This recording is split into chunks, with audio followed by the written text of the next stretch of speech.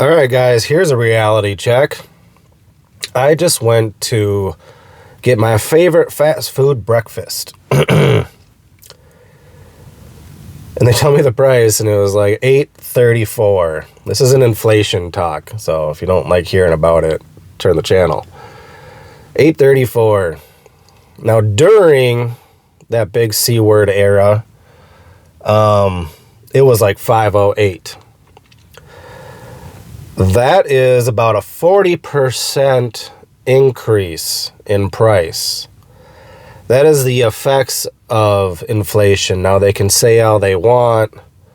It's whatever they're even saying it is right now, 12%, 9%, 3.9%.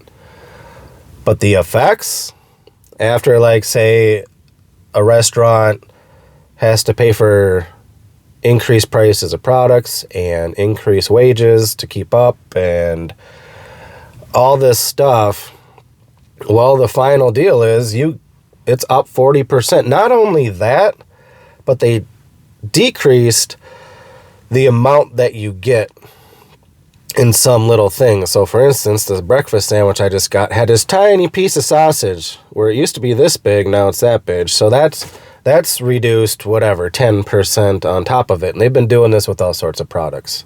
They've been doing it with your Cheerios and whatever. That's some spooky stuff. Are your wages going up 40%? I'm about to increase mine in a minute. But yeah, that's definitely significant. So I know my wife's job, she didn't even get a raise this year. She's like, yeah, we'll see if you're at market value still. How vague is that? Everybody at this point, to keep up with inflation or the effects of inflation and everything else going on, everybody should be getting a minimum of 20% raise.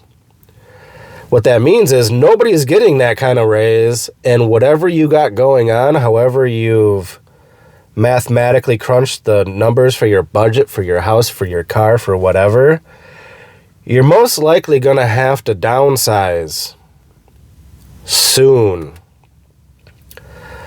and drastically restrict what you're spending on and everything else.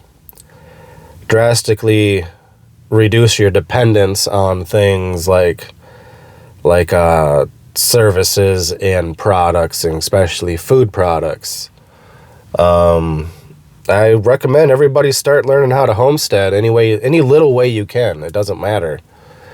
I don't care what it is. If you got a tomato plant in the cubbyhole in your basement or something, have something going.